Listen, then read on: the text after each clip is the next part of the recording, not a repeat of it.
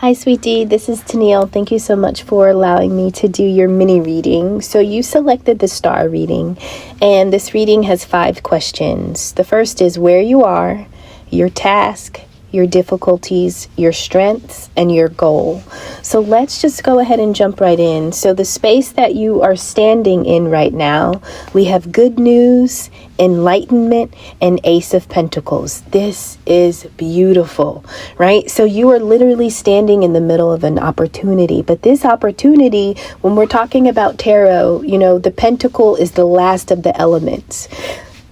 So, you go through wands, you go through swords, you go through cups, and you go through pentacles. I say that because this may have been a long time coming. This could have been something that you manifested a while ago and it's finally here, right? So right now, you are receiving good news. This good news can feel like a miracle. It can feel like something that is encouraging you. It can even be a surprise. But whatever the news that is coming to you based on where you are now, it is enlightenment, which means that you are going to learn, see, or grow into something that you were not before, right? When we're talking about enlightenment, we're talking about consciousness. We're talking about an evolution in our mental state.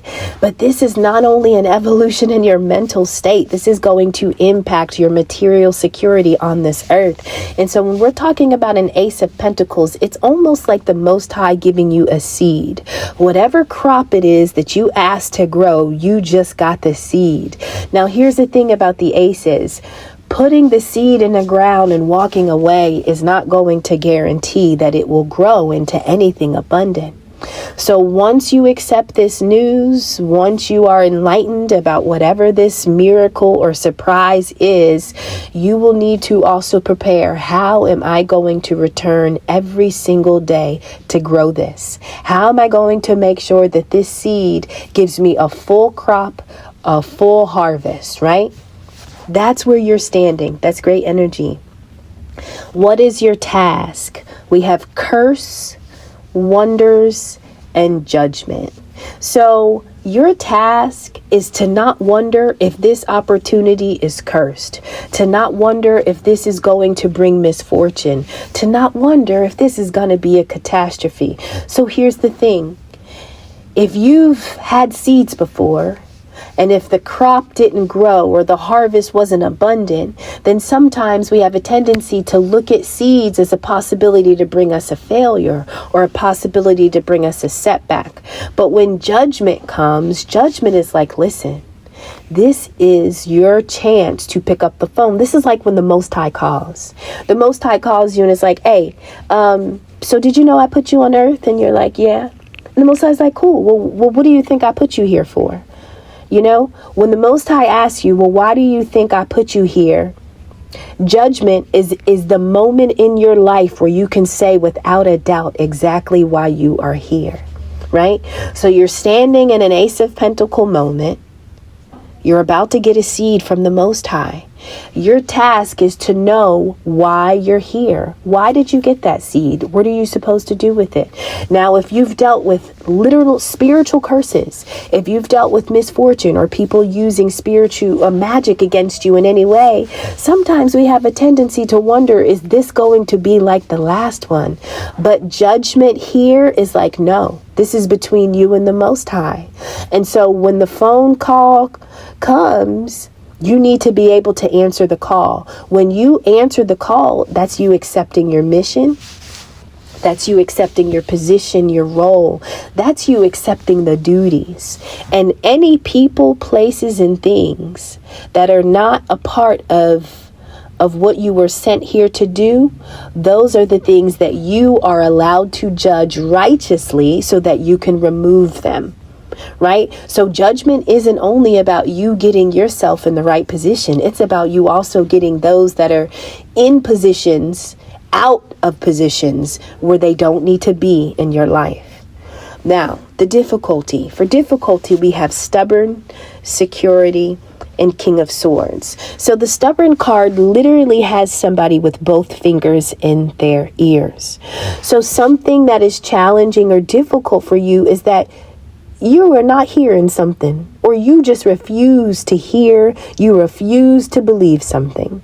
Now, underneath your stubbornness is security. Security talks about, listen, your wealth, your abundance, it was written in the stars. Like the earth doesn't hold the truths of your wealth. The earth doesn't hold the truths of your security, meaning when you were sent here and seated here, the Most High already had your provisions lined up. Meaning everything that you would need from the beginning of your life to the end of the life, like all of those are attached to your story. All of those things come with, like you come with a package, right? But it may be difficult for you to believe that your security has already been established and planned for, as above, so below, right? Now, the King of Swords is somebody, maybe this is the energy you're in. When I think about the King of Swords, I think about somebody that is very analytical, very cerebral. The thing about spirituality is that it's not logical and it's not rational. Right? And so for stubborn to be here with security, maybe you only thought that security could be established one way. Maybe the way you look at your finances or your material life. Maybe when you look at it, you're an analytical person. Maybe you're looking for stats. You're looking for the numbers. You're looking for things to rationally make sense, right? Dollars and cents. This is a very practical way of looking at things. But in terms of spirituality, if your provisions have already been written in the stars, then sometimes it's hard to believe that you are going to be secure, even when the math ain't mathing. And so the stubbornness, the difficulty, it may just be because you're wired to think a certain way, to believe a certain way based on the life that you've already lived. But this type of security says that, listen, your security, it's bigger than you. It's greater than you. It may not always rationally make sense, but everything you need, it was written, right? You have an above and you have a below. And so you are walking below. You're walking on this physical world, but everything above you is mimicking. So your wealth doesn't just start and stop in this 3D world. What I'm saying is that it is attached to the story. It is attached to your existence. Okay? Now, that is difficult for you to believe if you are very rational, logical, cerebral, and listen, spirituality, it doesn't make sense in the way that our earthly life has. So what is your strength? What are your strengths in this situation? We have aid, truth, and King of Pentacles. So aid brings the energy of mercy, charity, kindness. So one of your strengths is that you are a truth teller. You offer people comfort and compassion. You deliver people a service, or you give people, the way you display your compassion and kindness to people is through truth. Like that is a strength of yours. Now, for that to come out with King of Pentacles, the King of Pentacles oftentimes is going to be a provider. Somebody who's good with money, but they're practical. They share, right? And they share their money, but they're not like loose. They're not frivolous, right? This is somebody that doesn't mind showing up every single day, doing the same job. It's because they understand the value. They understand that if I do this every day, it's going to get me to an outcome. And so the King of Pentacles isn't really as flashy and as exciting as the other kings, but this is about somebody who's very reliable, consistent, diligent, hardworking, and practical. And so these could be some of the strengths that you have. But because you carry these natural characteristics and traits, one of the things is that all of those character traits, you package them and offer that to other people in forms of truth, as a way to help them, as a way to grow them, as a way to expand them, or as a way to lift them up out of whatever their plight is. You use truth as an aid. Truth is light. Truth can only come from source. It can only come from the Most High. Truth is going to work on any day, on any year, in any country, right? In any time period. It is truth. That is the true light, right? And so that could be one of your strengths. Now, what is your goal? We have sweetheart, gateway, the Empress. So you might be trying to find Bae, or you might be looking for your counterpart. Your goal when okay, listen, your goal, sweetheart and gateway. You're looking for love. You're looking for a life where it's pure. You're looking for a life that has support. You're looking for a life where you can literally have a beloved. Either you can have a beloved or you can be somebody's beloved, right? And your goal, this card, I know you can't see it, but the gateway card, it has a unicorn, and this unicorn is about to pass through this threshold, right? And so you could be crossing into unconditional love. You could be crossing into purity, right? But the thing is that because you are finally honoring the fact that you are a unicorn, meaning you value your differences, right? Listen, even being a truth teller makes you a unicorn. But nonetheless, it is the purity in you that has got you to this gateway. It is the purity that you are, but it is also the appreciation for which you are that has got you to this gateway, where possibly on the other side might be a divine feminine. We literally have gateway and empress. So is your goal to find your divine counterpart? Is your goal to find your divine feminine? Is your goal to remember, we started out with an Ace of Pentacles, a miracle, and enlightenment, right? But you had to answer a call. You had to recognize that your security was way bigger than the fiat currency on this earth life, right? And I feel like one of your greatest assets, one of the things that you can count on to grow you wealth is your ability to use truth as a source of support and aid for others, right? You answered the call when the Most High came. And so for you to be on this gateway of experiencing love or meeting a sweetheart or finding this divine, either you are becoming, I'm not sure if you're male or female, right? So either you are on the gateway of becoming this divine feminine energy, whether this is the energy that you had to welcome in, right? Meaning we all carry the divine feminine and the divine masculine, but they don't all come online. Not those energies, we have to work through them separately, and then we kind of have to allow them to merge, and then we kind of unite them within us, right?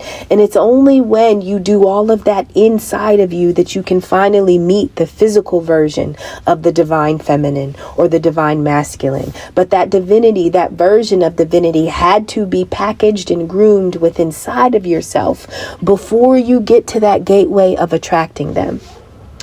So, sweetie, I'm hoping that this reading, listen, it starts with the Ace of Pentacles and it ends with the Empress, right? So this is like love and money. Like that's what I'm seeing. But you had to answer the call. And you had to believe that this wasn't like the rest, that this was different. Something about this experience is different. And so the stubbornness about your security, the logic, the way you make sense of your life, that is the difficult part, because again, spirituality just doesn't align in the same way that we have groomed our brain to look at the natural world, right? I love you. I hope this was beneficial, sweetie, and I'll see you on the next one. Take care. Hi, Star Dragon. This is Tennille. Thank you so much for allowing me to do your mini reading. Now, you chose the star, and the star has 5 questions. So the first spot is where you are, then your task, your difficulties, your strengths, and the goal, okay? So let's just start with where it says you're standing right now. So we have daydream, miracles, and the tower. So the first card that comes out for where you are, it literally was miracles. Listen, there's no way that a miracle can enter your life unless you have been having faith. Meaning you had to invite the miracle in. So this already tells me about the spirit and the mindset that you have been moving in. Now it's almost like when this miracle comes, it is going to shake up your world, because we have the tower here. So the tower is almost like this unexpected shakeup, but they're not negative exclusively. Towers are good. These are just those shocking moments. And if this is a miracle, naturally this would cause a tower. This is a moment of shock. Now, the daydream card is here. So right now, maybe this gives me the idea of someone who's like sitting in their office. But if you could look inside of their mind, they're really sitting on a beach in Fiji somewhere, right? And so before the miracle even gets to you, you have already lived it, smelled it, tasted it, sensed it, right? And that's what I mean about faith. There's no way that you can be sitting in the energy of a miracle unless you had already been living that miracle before it arrived. Like you had to welcome it. And that is the space that you're in. And so whether you knew it was coming, whether it's here, whether it's around the corner, no matter what, that energy of miracle is what you've been living in, and it is real, like it is really here, okay? Now, what is your task? We have third wheel, trust, and 9 of wands. Now, the crazy thing is that this third wheel energy, it can talk about a possible enemy. It could talk about something that you don't trust, right? But it comes out on top of trust. Okay, so your task possibly is to trust the very thing that you don't think you can trust. Okay, now this comes out with the 9 of wands. Now the 9 of wands is like the wounded warrior. This is the battler. This is the fighter. This person did not fight alone though. Those 9 wands, that's spirit, that's life force, that's energy, that's your ancestors, you know what I mean? This is saying that, listen, you have the spirit of a warrior because you've never fought alone. And so in terms of your task, maybe this is saying that you need to trust what you've already been through and not be afraid that this is going to be another setback. Not be afraid that this is one of those moments where a snake or an enemy or somebody comes in to kind of mess up the moment or mess up the essence of whatever you've got going on, right? And so you're sitting in the middle of a miracle in a tower moment, right? You've been maintaining this miracle in your mind and it's coming. But because of what you've already been through, because of the wounds that you've endured, because of what this journey has been to you, maybe you're not quite sure if this is something you can trust, or is this something that do I need to fight again, or can I put my sword down? Like, that's the energy. But I see that whether it's a person, an opportunity, whatever the thing is that you aren't quite sure, should I trust it or should I be prepared to fight? The message here is to trust the very thing that is challenging for you to trust, right? And so this is like, I know you've been in war for a while, but this is the moment where it is okay to put down your sword, okay? Now, what is the difficulty? We have bully, release, and wheel of fortune. So this is why I'm getting the thing. So Spirit is saying, listen, it is safe to trust because you actually need to release those experiences that caused you this difficulty. So a miracle is here. You're learning to trust it. But one of the reasons why it's so hard to trust it is because maybe you've dealt with bullying. You've dealt with embarrassment, people gossiping about you, people being willing to support you, right? And so listen, if you've been fighting bullies your entire life, do you ever really know when you no longer have to fight them? You know what I mean? You almost feel like, well, then this is just the person I am. This is this is my life, my existence. I'm going to be a bully buster. Okay. But Spirit is saying, like, the seasons of bullying, the seasons of whatever you've endured with people, you can release the bully. You can release the energy. So maybe you have to release an actual bully, or maybe you just have to release the energy of what it was like for you to be bullied. The thoughts, the emotions, everything that you attach to the experiences of being overlooked, of not being supported, not being cared for, like all of that energy, Spirit is saying you can finally release it. Because listen, if you're sitting in a miracle,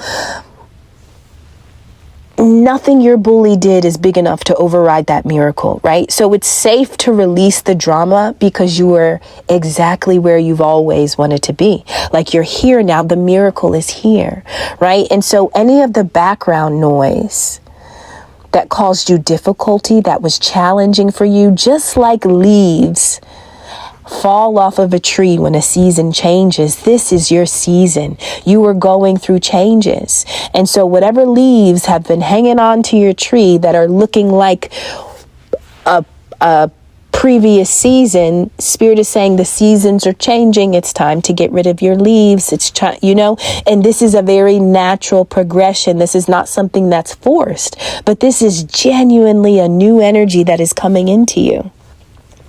And so whether you're releasing a bully, whether you are releasing the experiences, the emotions, and the thoughts that were attached to being bullied, that is difficult.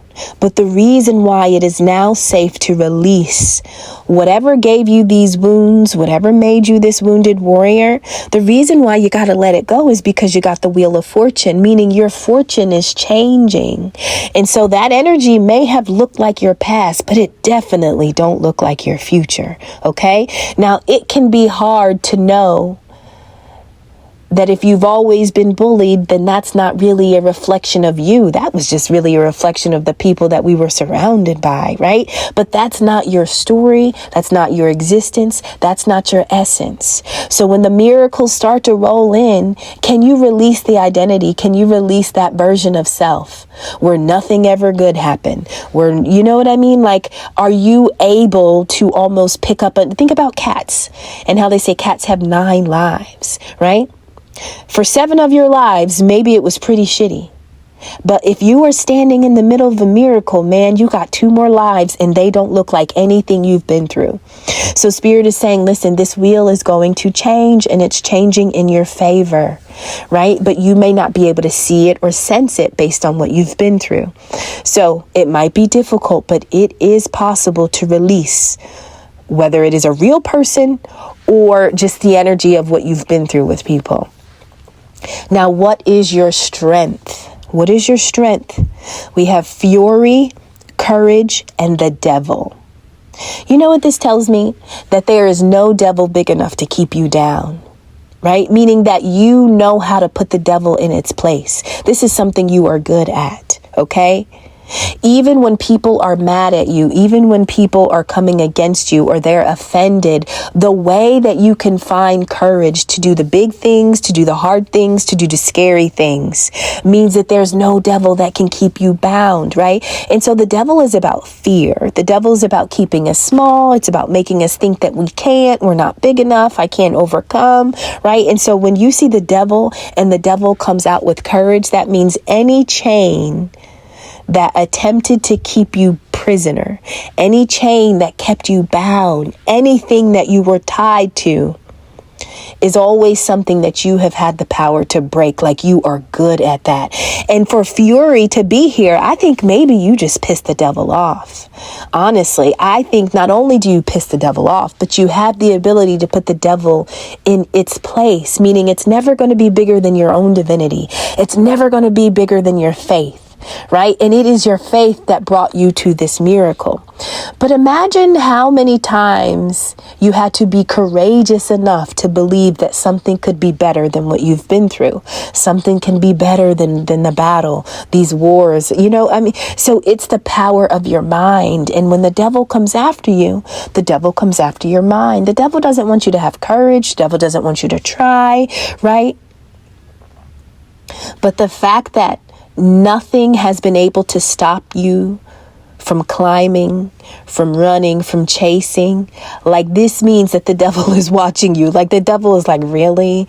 Like, you're just still going to keep going? Like, that's kind of the energy.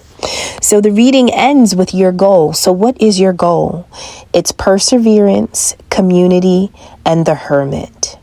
And so there may be a community. We have third wheel, which talks about enemies. We have bully, right? People possibly that are mad that you can overcome and slay the devil, right? For breakfast, lunch, and dinner, right? And so your goal was to persevere over the community. Now, who is this community?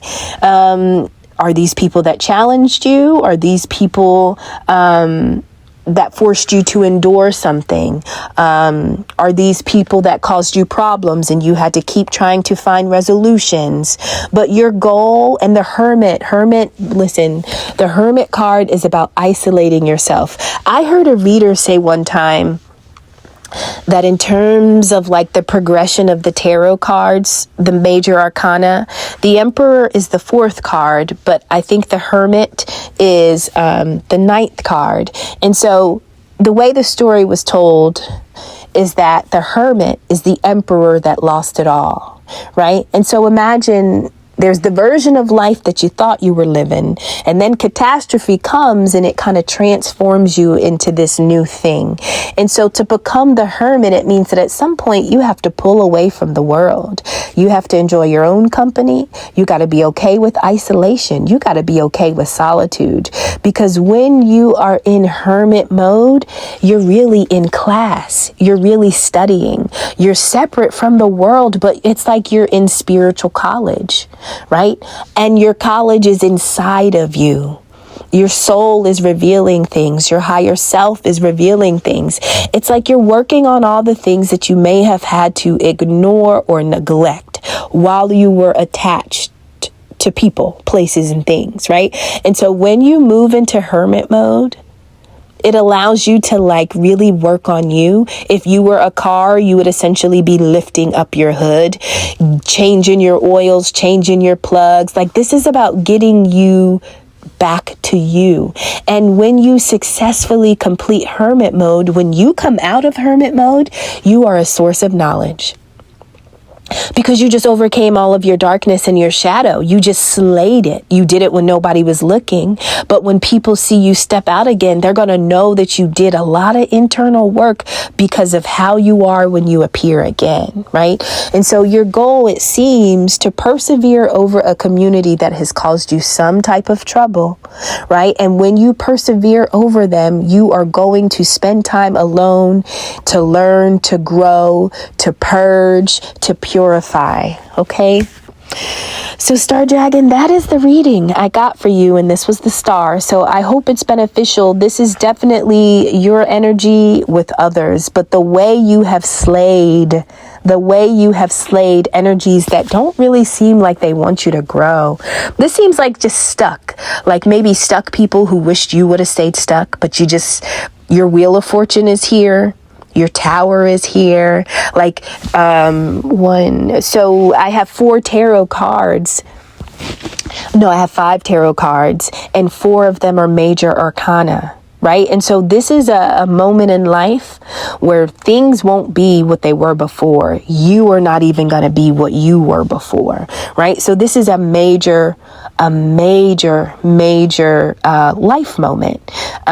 This was something that was always designed to kind of unfold this way, right? And the only non-major arcana card is the 9 of Wands, which is the wounded warrior, right? And so this has been a long battle. You've been in this warrior mode, and it's because you're going through major energies, right? But your goal is to persevere over the community. Now, a community can be people, it can be a place like a job, or it can just be an energy, a collection of energies that you've had to deal with for quite a while. Maybe those energies are internal, they're not really external, but nonetheless, you had to persevere over what you may have endured while a part of a community. And to persevere, it means to isolate yourself, to pull yourself back, to protect your energy, to call all of you back to you. Okay? I love you. I'll see you on the next one. Bye-bye. Hi, Angelic Alchemy. This is Tennille. Thank you so much for allowing me to do your mini read. So you selected the star, and the star has about 5 spots or 5 questions for its reading. So we have where you are, the task, the difficulty, your strengths, and then your goal. So we will go ahead and jump right into it. So where you are right now, we have live and learn, change, and the moon. So when I see the moon, when I see the moon card, I think of walking outside on a bright sunny day, and then I think about walking outside at nighttime when it's pitch black. Now, the clarity, the visibility that you have about your environment when you're walking in the daytime, that is missing when you go out at night. And so when you're walking in darkness and you can't perceive what's around you, you can't see things, you're not sure, there's more of a tendency for fears and illusions to kind of creep up, right? Because we want to be safe. But if you're walking in the darkness, like you're not really sure what's there. So what I see is that maybe at some point you were unaware of something wasn't clear, something wasn't really seen, you couldn't really perceive something for what it was. And so right now, anything that was hidden, any illusion, anything that you didn't know, you couldn't see, I see that it was necessary for you to be under the cover of darkness or succumbing to illusions, because it was a part of your development. It was a part of you gaining experience. It was a part of you training or living and learning, right? And so if you went through a period, you could be here now. If you have been through a period of the moon energy, right? When I think about the moon, I also think about cycles. So cycles of illusion, cycle of lacking clarity, cycle of fears, all of those cycles prepared you and developed you for this moment, because now you're on top of change, right? And so those phases of the moon, where clarity was minimal and illusions and fear was pretty high, that was really to develop you, to train you, to grow you, to get you to the point of being like, aha, I'm not doing that again. I've done that before, right? I've lived and I've learned my lesson. Now that you've acquired the tools, now that you've picked up everything you didn't know before this moon phase, this is almost like, okay, now that I got what I need from this experience, now I know what to change. Now I know how to change, right? And so you are in a position of changing, but you're only able to change because you've developed, because you've learned something, or you've picked up a clarity that you didn't have before. Now, what is your task? We have real estate, purity, and 7 of Wands. And so now that you've learned, now that you're changing something, now that you've acquired this knowledge, this insight, now it's time to put it into motion. And so real estate, this talks about, what is this mega project? What is this investment? What is the thing that you're working on that is connected to your wealth, your security? Is it a business? Is it a project? Whatever it is, your task is to protect it. Your task is to purify it. So let's say you had an investment and something, when I think of purity, I think of just giving something a bath.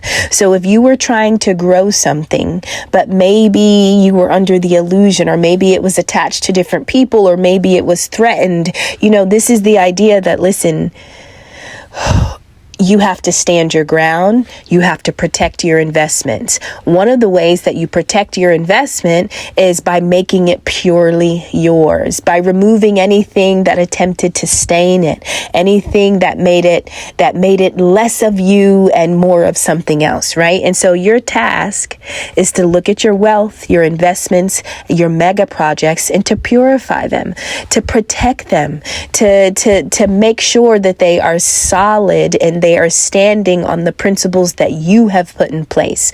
Nothing that you're building or investing in, if it's truly yours, everything should have your signature, your essence on it.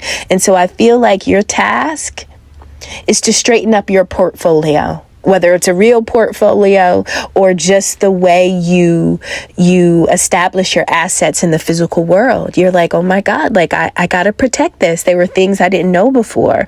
I need to kind of I need to give all of my projects or my investments a bath, and I need to get them back to the point where they are secure. Nobody can get in. Nobody can change anything. Nobody can alter anything. Now, the next card talks about the difficulty. So we have goal, love, and 10 of Pentacles. So what is difficult here?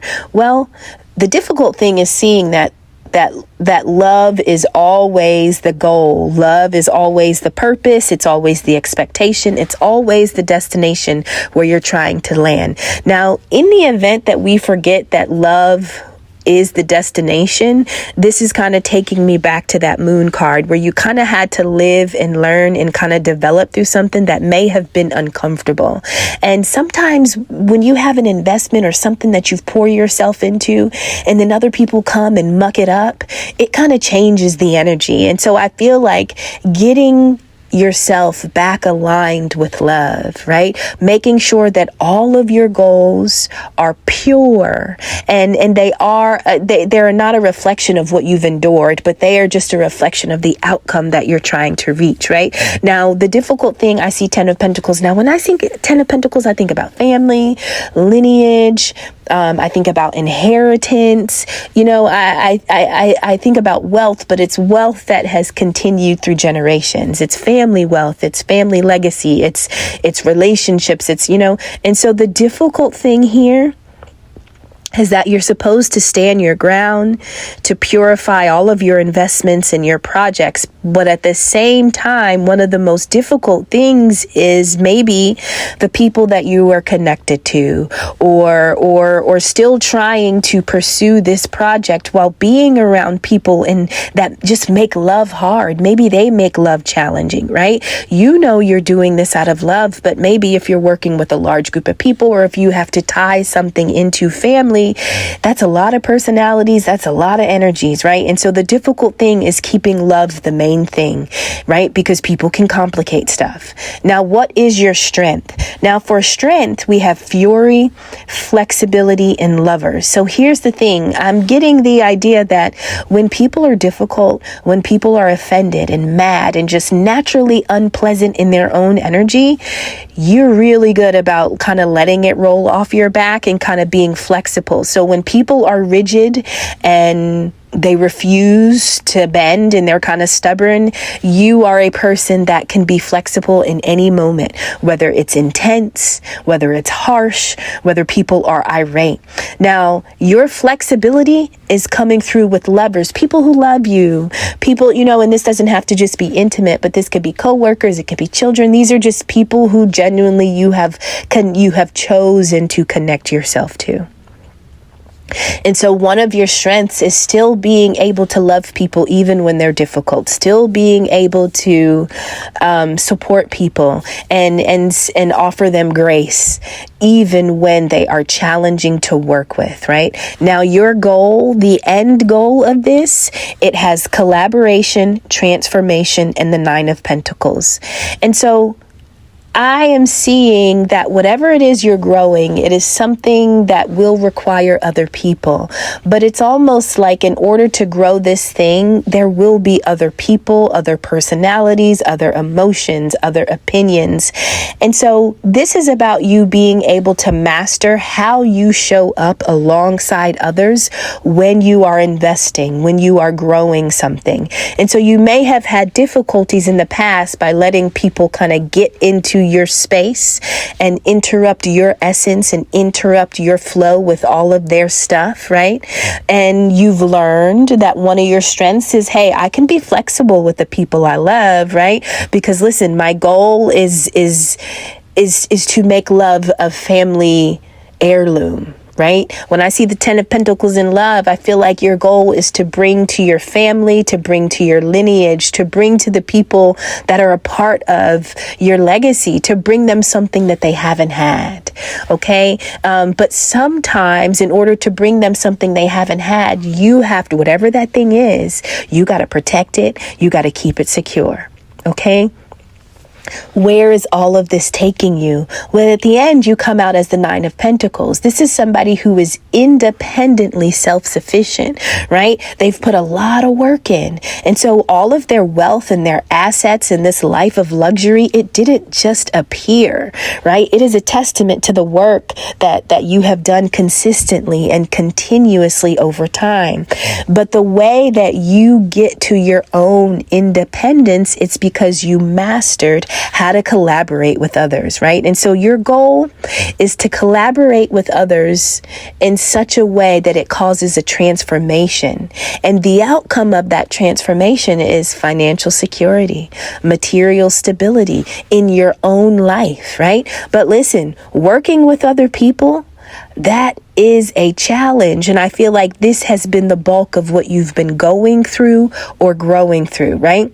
How do I still soar when I have to work with others? How do I soar when I have to collaborate with people, right? How can I still collaborate with people but maintain my boundaries? How do I keep them from dirtying or mucking up, the aspects of this that I care about the most. So, Angelic Alchemy, I hope that this is beneficial. This was the star reading, right? And so right now, you've learned something and you're making changes. Anything that was an illusion or a fear, now you can see through it because of what you've learned. Your task is to purify all of your projects, to protect them, to stand your ground, to stand on business and not to waver. The difficult thing is bringing in love, bringing in family, and still trying to hit the target when you add more people onto this thing. But your strength is that when you are working with people you love, even difficult people, you are so flexible. And it is because your flexibility that collaborations that you are a part of, they can transform into something that promotes financial stability, material security. Okay, Angelic Alchemy, I hope this was beneficial, and hopefully I can see you on another reading. Take care. Bye-bye. Hi, Scorpio. It's Tennille. Thank you so much for allowing me to do your mini reading. Now, the reading you chose was the joint solution, and the first card or the first section talks about you. The next card is going to talk about what's important to your partner. And I understand that you guys aren't together, but I'm just going to read the energy as it showed out, okay?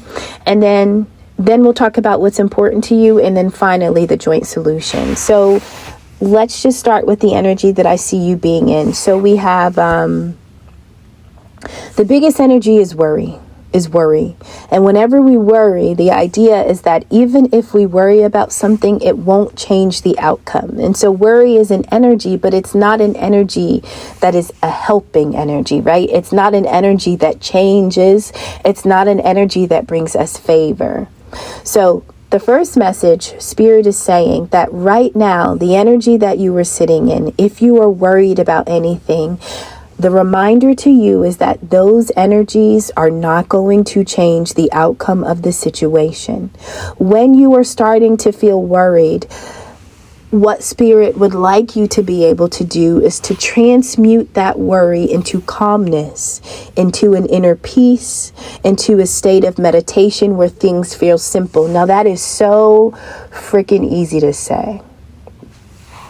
When you are feeling worried, I want you to look at the stars, right? So worry is real. Worry is natural. Worry is something you are going to feel until you can be in a situation where you have peace.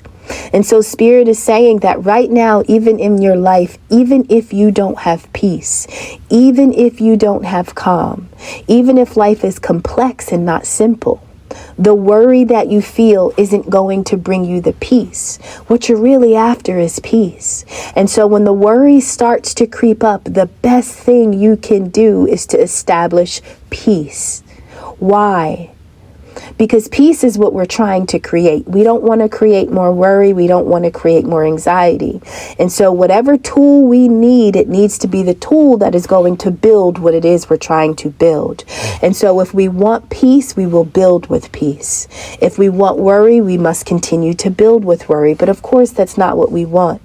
And so Spirit is saying when your worry starts to creep up, if you are sitting in a state of worry, the way to bring about the calm energy, because that's what you really are wanting, that's what you're really wanting to create, is simply to look up at the stars. Why are you being asked to look up at the stars? Well, every time you look up at the stars, it is a reminder of how small we really are. We are just a tiny speck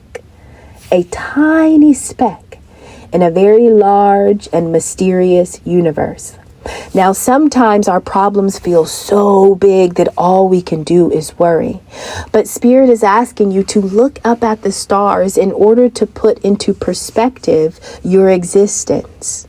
There's nothing that you are going through that is going to be greater or more magnificent than the mysteriousness of this universe, and you are a part of that universe, right?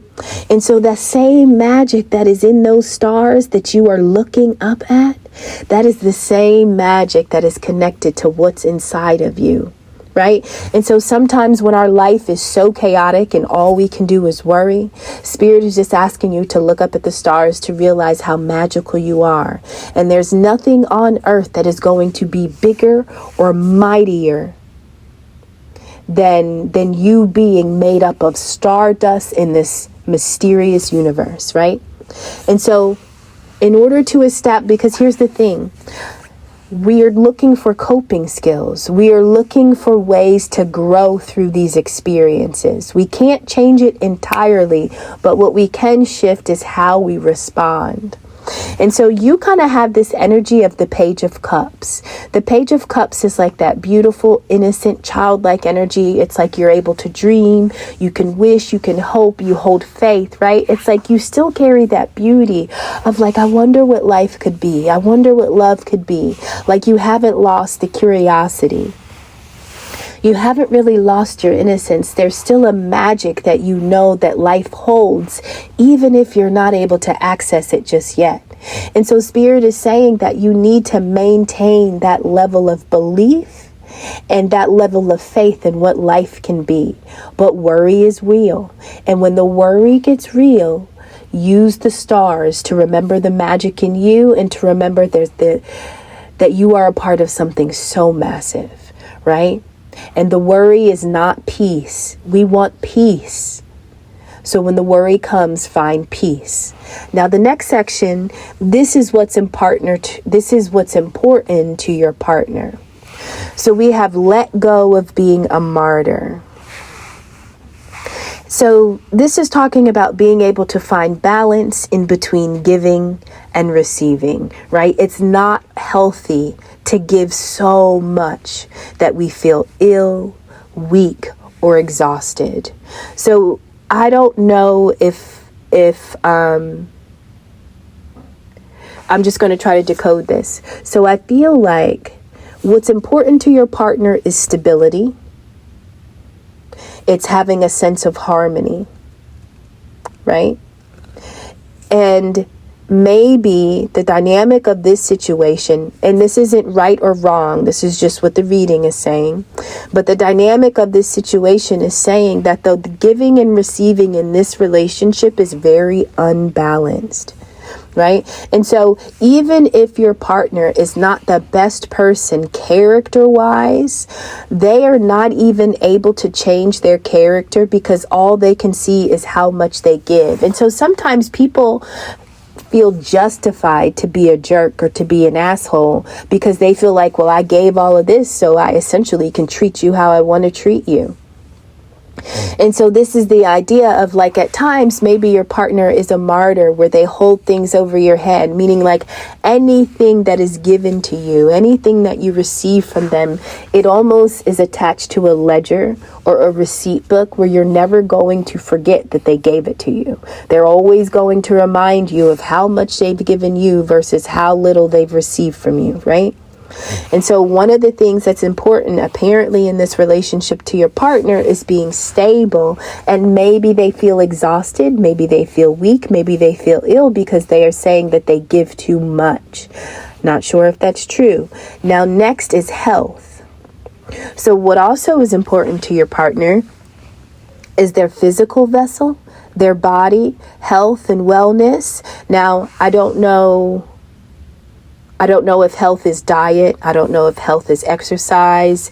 Is it mental health, emotional health? I don't know the type of health that is important. But one of the things that it seems like is that at some point, maybe this partner is saying that they missed an opportunity to take care of their own health, or they missed an opportunity to prioritize their own health because the balance in the giving and the receiving and the connection, it was exhausting, or it brought them to feeling sick. You know what I'm saying? Like that's kind of what I'm seeing that the reading is saying, right? And so this is giving me the idea of like, these are two people who give in very different ways, but maybe your partner can only see the tangible things. Like maybe your partner can only see the things that you touch, and they don't understand the energy or the essence that you carry or that you show up with, right? Everything is transactional. This is giving me conditional love, right? Literally everything is a transaction. And so maybe your partner is saying, because of these transactions, I lost my own stability, or because of these transactions that I've been giving in this relationship, it has exhausted me so much so that I've missed an opportunity to really take care of myself, or to like honor and prioritize my own health. Now, what's important to you? We have honor your inner child, balance, and Ace of Cups. Love is important to you, right? And we're talking about your inner child. We're talking about the part of you that needs to feel heard, seen, loved, and safe. When we're little kids, we have needs, right? And so as a kid, everybody just naturally assumes that somebody will take care of your needs because you're not independent. You're a child. You're not supposed to really provide for yourself. There's always supposed to be adults that are helping you meet your needs. But what happens when you were a little kid and all your needs weren't met?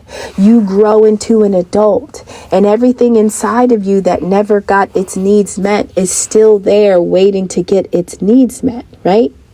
And so imagine if that same child that didn't get what they needed is now an adult in a relationship and they're still not getting what they needed. That energy doesn't disappear. We don't just randomly become fulfilled, you know? And so it seems like what's important to you is to honor what you are feeling and sensing on the inside, right? Now, there are certain relationships where like it's not safe to talk about emotion. It's not safe to talk about serious things, right? And it's almost like you can't honor your inner child if you are in a relationship where that part of you is not even considered, where if nobody cares about your emotional, mental, spiritual, or physical needs, then that's not a relationship that is going to honor. You know, that's like growing up in a house with a neglectful parent, right? And so even though you are an adult, your inner child still needs its needs met. And preferably we would like to be with partners who can honor and who can meet the needs of our inner child.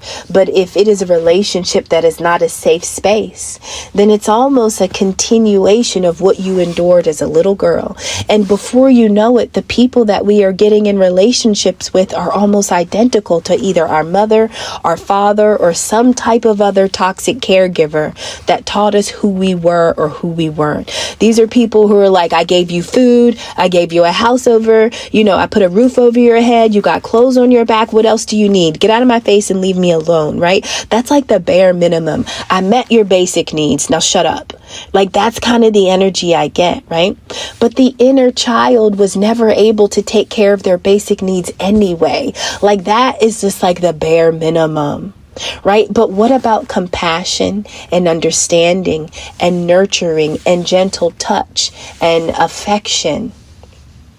What about quality time? What about acts of service? What about gifts? What about gratitude? What about recognition and support, right? There are so many other characteristics and actions that come into developing a healthy inner child, right? And so what's important to you is that your inner child stops being afraid, and that your inner child knows that it is safe, knows that it is possible to get your needs met, right? And so you want to focus on the parts of you that were robbed of developing, robbed of growing. But if you are in a relationship where all the people care about is the fact that you got what you needed, you have a home, you got you know what I mean? If that, then it's almost like that person is completely cut off from their inner child, so they're not really going to be able to honor yours, right? And so what you are wanting to do, you're wanting to go on an adventure. And when you go on this adventure, you want to explore the passions of your inner child. It's almost like you want to travel around inside of yourself and discover all of those precious things that are inside of you that make you precious, right? It's like you want to cherish the precious parts of you. But you have to be in a safe space and in a safe connection where you are honored to be able to do that. But if you're with somebody who doesn't see the value in that, right, then are you really safe to do that? You know what I mean? Are you really in a safe space to meet your needs? Now, in order for your inner child to be explored, right, You need balance. What does balance mean? It means that the world that you are living in is experiencing some type of harmony, right? It means that, okay, now that my household, imagine having parents fighting and arguing. And while they're fighting and arguing and throwing stuff, are you really able to be happy and play with your dolls or draw pictures or play video games? No, because the environment is so unstable and that energy is real. And so when you're trying to honor the most vulnerable part of you, if the environment is toxic or chaotic, the little child in you doesn't even know that it's safe to explore, to come out, right? And so not only are you wanting to go on this adventure of exploring the most precious parts of who you are, but you're also wanting your world to be harmonious and balanced, right? And the way that you bring harmony and the way that you bring balance to your world, you don't want it to happen with judgment. It's like you want to bring your world to a perfect space of harmony, but you don't want to judge it. You don't want to find everything that's wrong. It's almost like you just want to pour out the love and watch it change. I just want to put love into this and watch it shift, right? Like, I don't want to fight about it. I don't want to argue. I don't want to judge. I don't want to I don't want to blame and pick and point fingers. Like, I just want harmony, right? I don't need the judgment, just the harmony. And that's what the inner child is looking for. Now, I also have Ace of Cups. So, the Ace of Cups, this is like what's important to you, the aces. Anytime we have an Ace of Cup, Ace of Pentacle, Ace of Wands, these are essentially seeds. Imagine that the Most High has given you a seed to plant, right? And so when you get a cup, this is an emotional seed. This is an emotional new beginning, right? And if you return every day to this cup, and if you pour into it like it pours into you, if you clean the cup, if you keep it nice, then like this seed will grow into something that is abundant and full of love. And so you want to honor your inner child in such a way that it restores your life to a place of balance. Once your life is balanced, you can finally experience the Ace of Cups. The love. You can grow the love within you. You can grow the love in your relationships, but like love is important to you. Honoring the emotions of yourself and another is very important to you. But if your inner child is damaged, right? If your inner child didn't receive the love and the care and the compassion and the attention, then we almost kind of just keep living life that way. And everybody that we attract is going to be very much like those people that were supposed to take care of us when we were children. Now, what is the joint solution? Like, how do we get out of this situation? First of all, let me tell you, there are two ways out of every situation. No matter how bad it is, there are two ways out of every situation. It is either going to be your courage or it is going to be your confidence. In this reading, we literally have courage as the solution.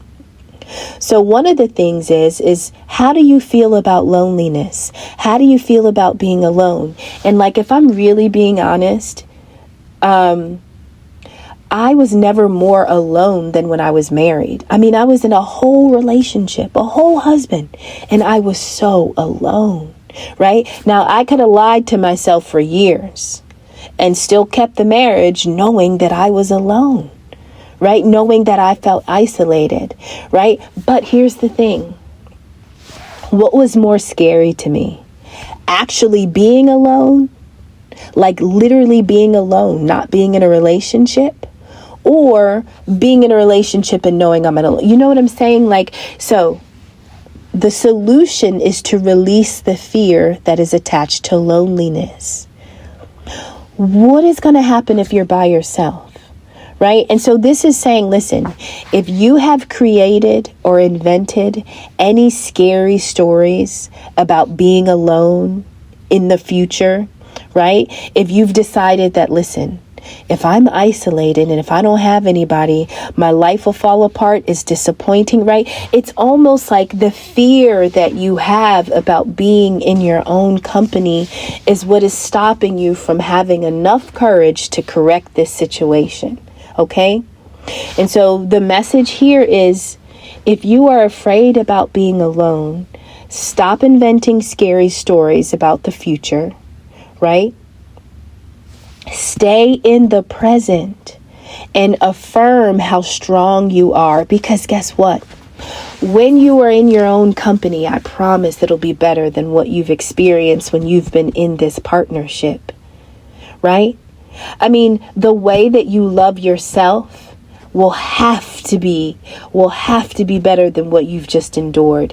And sometimes we have to have enough faith in ourselves that we can get it right. A lot of people have gotten us wrong in relationships, and every time they get you wrong, it's an opportunity to get yourself right, to do it correctly. But if we're afraid of being abandoned and neglected and being alone, then sometimes we will stay in relationships that were supposed to expire long ago for sake of just having somebody that we can see and touch.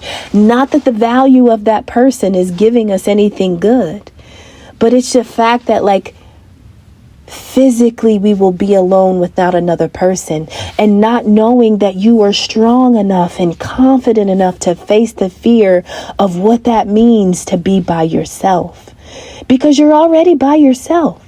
You really are, right? And so when I'm talking about courage, that's where you find the inner strength to face every fear with confidence. That's what I mean. Courage and confidence is the only way out. It is the only way out. But this is what creates emotional maturity, right?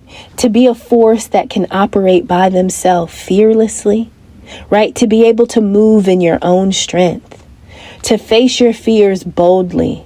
Not that you're not going to be scared, right? But it's just like, I'm scared, but I'm going to do it anyway, because what happened? Listen, all of your fears can come true, but you got to know at the same time that all of your fears don't necessarily have to come true. And so courage is like, yo, I'm going to find the confidence to do this.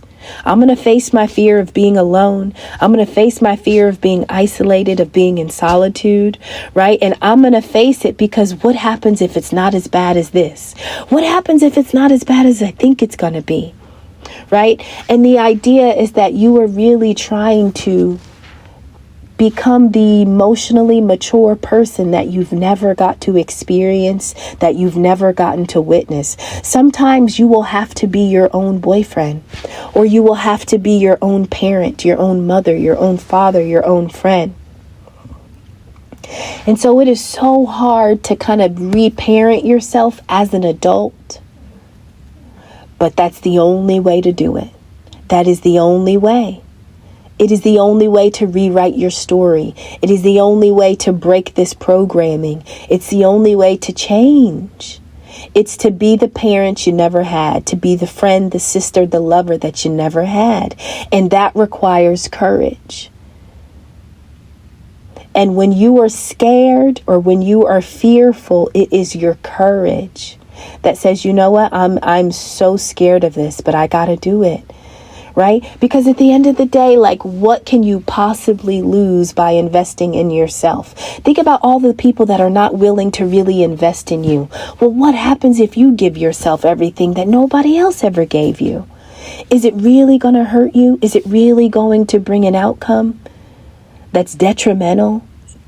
And so this is why Spirit says it's so important for you to look up at the stars, because you don't want to ever forget how magical or majestic you are. You don't want to forget that you're a part of a universe, something mysterious, right? And so the mysteries that are in the universe, those are the same mysteries that you can find in your life when you do something new, when you do something with courage, when you do something with confidence. There are still mysteries that you haven't discovered, but you have to do new things in order to have new experiences. And so this is about you essentially being the father that you never had. being the mother that you didn't experience, being your own protector, being your own therapist, your own counselor, your own support system. This is saying, listen, if I'm by myself, I promise that I will fill my own cup. I'll make sure that you know what I mean? Like, this is about you committing to yourself in the way that nobody has ever committed to you before, whether you were a little girl or a big girl. This is about you giving yourself something that you've never done. And this is about you doing it unconditionally. This isn't about a transaction, right? This is not about keeping track of who gives and who receives, because that's not true love. That's just a transaction. That's all conditional. But your inner child doesn't love that way. It doesn't understand love that way, right? And so the innocence and the purity that you carry about love, like, it seems like for a season, you're going to have to pour into your cup and drink out of your cup. Pour into your cup and drink out of your cup. Like, you are your lover in this season, and you have to fill your cup and you have to replenish it. And that requires courage, confidence, and inner strength, and releasing fears, right? And replacing the worry with the calmness or the peace or the simplicity. I love you. And Scorpio, I hope that this reading is beneficial. I'll send it to you, and I hope to hear back from you soon. Take care. Bye-bye.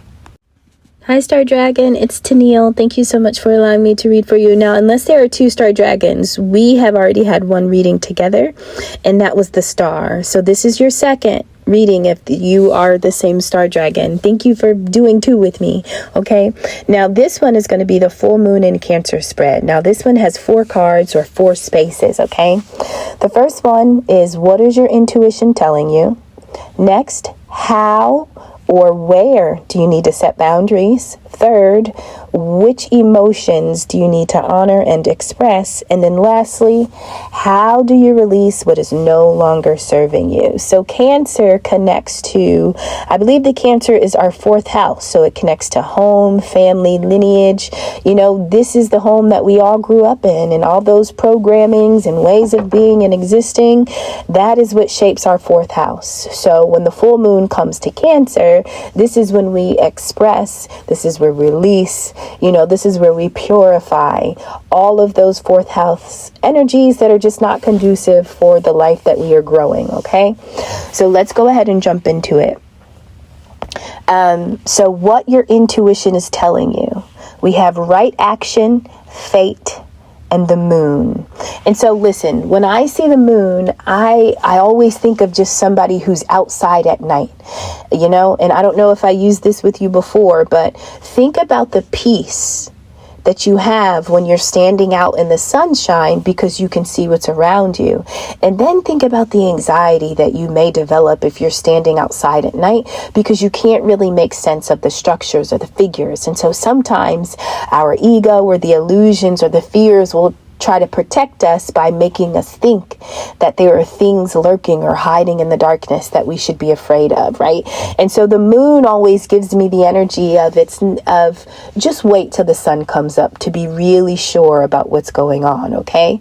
So what is your intuition telling you based on this? Well, when the moon comes, I know that clarity isn't fully grasped, right? There's still some things that you're not seeing, but your intuition is telling you that you have taken the right actions. This is saying, listen, let everything that wants to go, go. And everything that wants to come, come. And so you are standing on the threshold of a rebirth. Right? This is a chance. This is the same life, but it's like a second chance. This is a clear slate, right? But this is a moment of fate. Fate is something that you can't stop, you can't control because the supernatural world is dominating that energy, okay? And so for you to be in the energy of the moon, that kind of gives me the idea is like, you really can't make sense of all these moving pieces, right? Your intuition is telling you things, but maybe physically, visually, mentally, emotionally, you don't have full clarity or full stability about what this energy is, right? And so your intuition is telling you, guess what? You're doing the exact right thing, even if you don't feel like it, or even if you can't see or sense, okay? And the way that you know you are doing the right action, it is because you surrendered. You let go what wanted to go. That's people, places, and things, right? We're talking about rewriting our fourth house. We're talking about essentially, as an adult, building our childhood home all over again. But when we're building it, we're not building it so that we can physically live in it. We're building it so that we can emotionally live in it, right? So it's like we get to reparent ourselves, right? And so your intuition is saying surrender. If it's meant to leave your life, it's going to leave your life. And if it's meant to stay in your life, it's meant to stay, right? And you will know that you did the right thing because you didn't resist, you didn't force, you didn't stop, you just allowed, okay? And because you've gotten to this point of just allowing, now fate is in control because we're not resisting the ways of the universe, right? And so this marks a rebirth. This marks the moment where you are in partnership with the way life is unfolding, even if you can't see, even if it's dark outside, even if you can't make sense of what's going around you. Your intuition is telling you that this is a moment where you are not necessarily in control. And the best way to respond is to just allow. Okay? So this is a rebirth. You are rebirthing your fourth house, but instead of having a mother and a father, you have the universe and the Most High, right? That is what you are building this house with. Now, how or where should you establish your boundaries? We have divine abundance, miscommunication, and the sun, right? So your intuition is giving you a moon message. But then we have the energy of the sun, right? And so even if there are certain things you can't see, this is what you need to see. The sun brings clarity, enlightenment, understanding. You can see everything when the sun is shining. And so this is what Spirit is saying. Miscommunication, misunderstanding, and lies have been projected onto you about your own divine abundance, okay? And so now that you've gotten to this enlightenment and this understanding about who and what you are and what the essence of this life is, your existence and how you fit in, now that you know the truth, now that you consciously have evolved, it is very easy for you to cut off or establish boundaries with the people, places, and things that gave you miscommunication about who or what you were. People that lied about who or what you were, or misunderstanding. Some people choose to misunderstand you. I mean, you can explain something until you're blue in the face, but if somebody has committed to not understanding, to not being able to mentally align with you, then it really doesn't even matter. So the divine abundance says, listen, you were born to align with love. You were born to align with love's will, okay?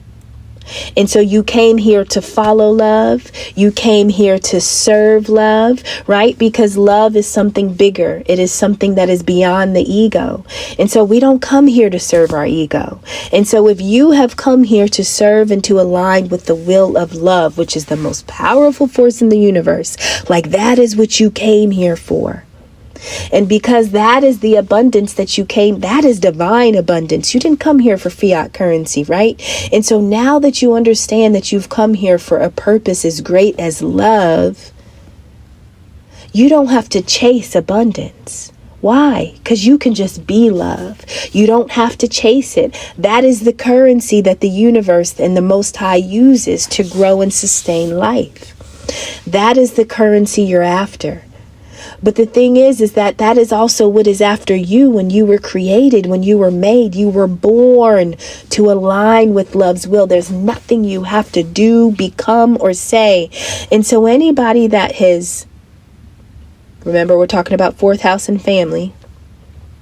Anybody that has distorted your own identity, anybody that has made you feel like you are not divinely abundant, anybody that has made you feel less than, or you weren't good enough, or you had to do more, right? Anybody that made you feel like you lacked value, you lacked worth, or you're somehow inadequate, those are the people, places, and things that you need to set and establish a boundary with now that you have moved into this awareness of enlightenment and understanding. Like, once your consciousness evolves, you really can't tolerate BS the same way. And so when people try to convince you that you are something other than what you are, or you are less than your divine identity, those are people that are trying to miscommunicate with you. Those are people that are lying. Those are people that are committed to misunderstanding you. Those are the energies that are going to be so clear. The sun will shine on them. And when the sun reveals to you those people, those energies, that is where the boundary has to be set.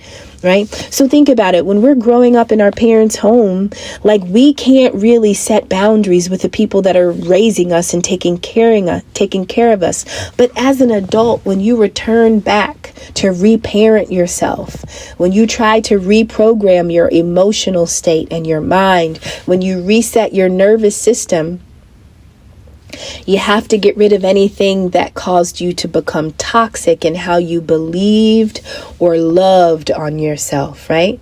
Now, what are you being asked to honor? What emotions are you being asked to express? We have extraordinary, stillness, and Two of Pentacles. So extraordinary says, listen, you're like a peacock. Imagine when the male peacock is in the middle of the mating call or the mating dance, and the feathers just bow out, and imagine the colors and the beauty. And of course, no two peacocks are the same, right? Imagine yourself as that peacock, right? There is a uniqueness about you that nobody on this planet, in this universe, possesses. Right? And so your emotions are essentially signals from your soul. They are signals from beyond this world. You can't tangibly touch them, but your emotions matter. They mean something. You can't see them or hold them, but the essence of them carries weight. And so there is something about you that is extraordinary. There's something about you that's extraordinary, which is why there's only one of you.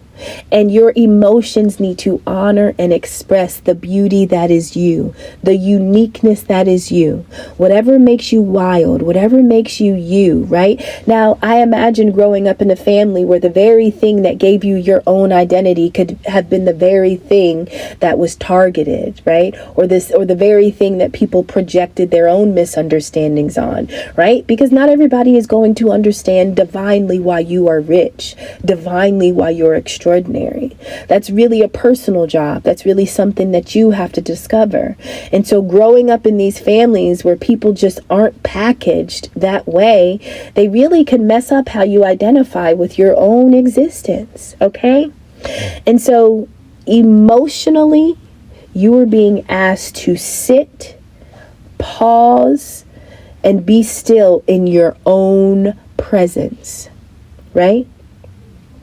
When I see the Two of Pentacles, I think of kind of like juggling, going back and forth. You know, sometimes this is the energy of needing to rob Peter to pay Paul, right? Like, but this is giving me the idea of, like, when you offer yourself to people, it's almost like you're trying to give them, like, imagine juggling between people, like trying to keep other people stable with how they honor you, right? It's almost like shortchanging yourself because the people that you're connected to really can't see or value your own uniqueness, right?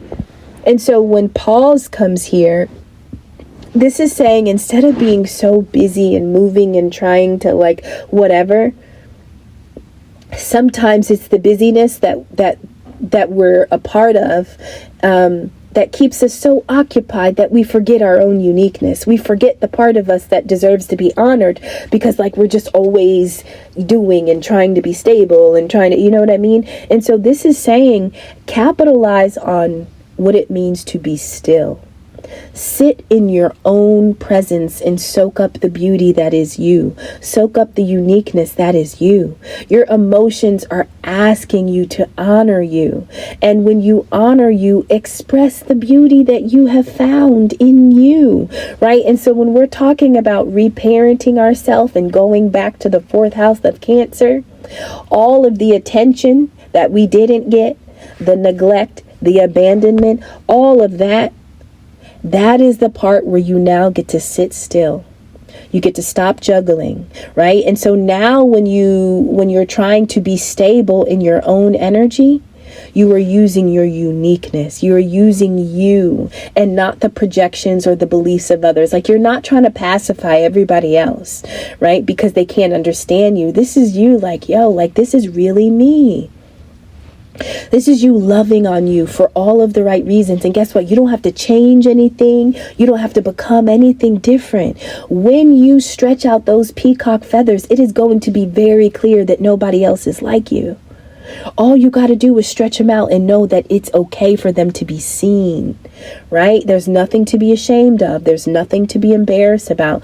This is almost like you have to get to know yourself, because maybe when you're first trying to learn yourself as a child or as a little one, people miss the mark, right? And so when you self-identify, you're identifying with projections and opinions of people and not really the true value of who and what you are. Now, how do you release what no longer serves you? We have grief, overwhelm, and Six of Wands. Literally, how do you release what isn't serving you? Cry. That's what grief means. This card says tears are what happen when the ice in the heart melts. And so in order to release the things that don't serve you, and these are energies that caused you grief, these are energies that made you feel pain, that made you want to cry. None of that energy reflects your extraordinariness. None of that energy reflects the parts of you that deserves to be honored. All of that grief is what you had to deal with when you weren't seen, when you weren't honored, right? When you weren't valued for being who you were. And so Spirit is saying, cry. Cry. You know, a lot of times it's to be yourself, you have to be vulnerable, right? You got to be able to be misunderstood. You got to look like a fool. You got to sound silly, right? Because you're only you. Nobody else really can be you. And so you got to be vulnerable. But if your heart is cold and icy, it means because every time you tried to be vulnerable, somebody made you pay for it, meaning you were punished, or you were ridiculed, or you were abused, neglected, right? Think about every time you tried to let your heart show and something happened to hurt it. After a while, you are going to pack up that heart and you are going to put a fence around it. And the fence that you put around it is going to be hard to get through, which is why it's icy and it's cold and it's harsh and it's bitter. Not because that's who you are, but that's who you had to become, because when you tried to be who you were, that's who people were to you. And so at some point it's like, well, fuck this. No, I'm not gonna, you know. And so in order to release what doesn't serve you, it is the grief of all the times that you attempted to be vulnerable, but you were misunderstood, right? And so grief can cause us to feel overwhelmed emotionally. It can cause us to feel like we've lost control. It can make us feel like we're confused. Imagine being on a sea in the middle of a storm. That's what it feels like to be in grief. It's like you can't get your boat to settle. You just want to get to the shore. You just want the waters to calm. You know, sometimes we're walking around living a whole life, and inside of us, because of the grief, it looks like there is an ocean out of control. Now, we can look and appear as normal as possible, but internally,